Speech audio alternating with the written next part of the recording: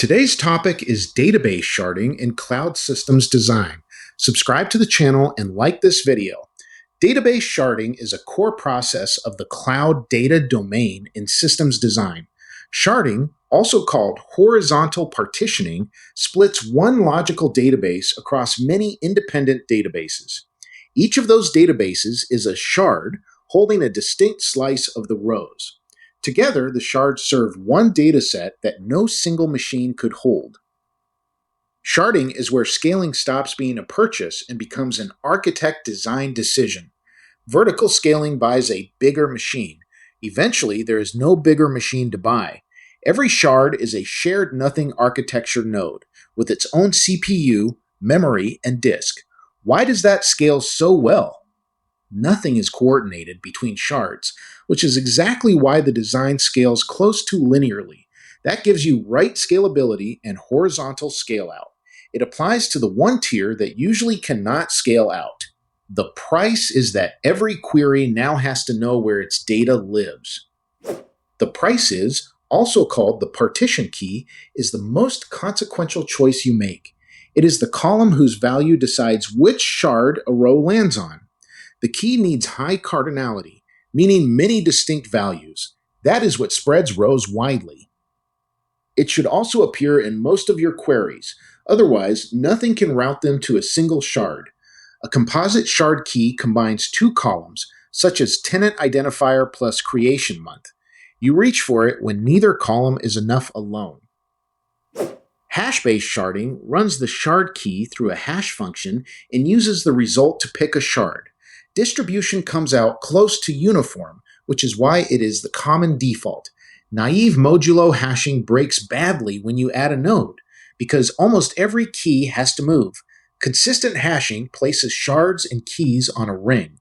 Adding a node then relocates only a fraction of them. DynamoDB, Cassandra, and Azure Cosmos DB all partition this way underneath. Range-based sharding assigns contiguous spans of the key to each shard.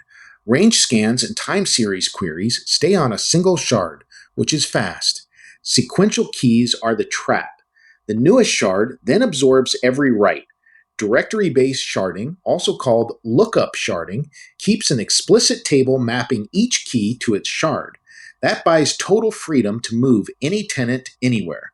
The cost is a lookup on the hot path. Geo-sharding places data in the region where its users actually are. European rows live in Frankfurt. Asian rows live in Singapore.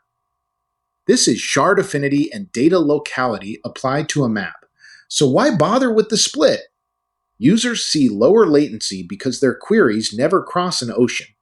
Data residency rules often make the split mandatory rather than optional.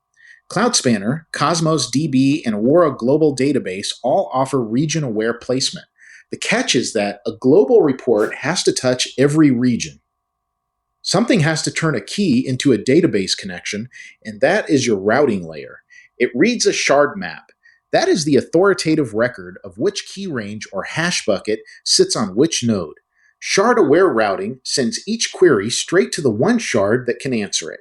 Vitess, Citus, and MongoDB's MongoS process all handle this ahead of your application code. Virtual shards, also called logical partitions, help enormously here. You map keys onto a fixed 1,000 of them, then map those onto physical nodes. Growth then never rehashes keys. Even load distribution is the goal, and it is harder than it sounds. A hot shard takes far more traffic than its peers. It caps the whole system. One enterprise customer can generate more load than 10,000 small ones. Celebrity users, sequential identifiers, and raw timestamps are the usual causes. What should you actually watch? Watch the per-shard query rate and storage rather than trusting the average across shards. The fixes are salting the key, splitting the offending shard, or giving that tenant a dedicated one. Learn more at systemsarchitect.io. Like and subscribe to the channel and follow the playlist. A cross-shard query is any query that cannot be pinned to a single shard. It fans out to every shard, waits for the slowest one, and merges results in the middle tier. Joins across shards are expensive, and distributed transactions are worse. Most teams denormalize instead. They duplicate the few columns needed to keep a join local. Resharding, also called rebalancing, is the operation of moving data when shards grow uneven. Doing that online with no downtime is the hardest part of running a sharded database.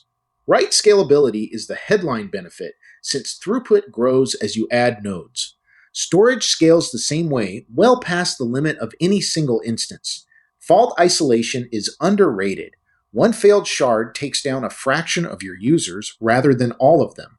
Query latency improves as each shard holds a smaller index that still fits in memory. Cost usually improves too, since many mid-size instances beat one very large one.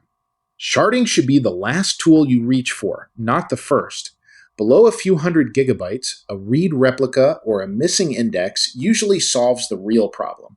Managed engines like Aurora, Cloud SQL, and Cosmos DB scale a long way before sharding is required. Reporting workloads belong in a warehouse such as BigQuery, Redshift, or Snowflake, not in a sharded operational store.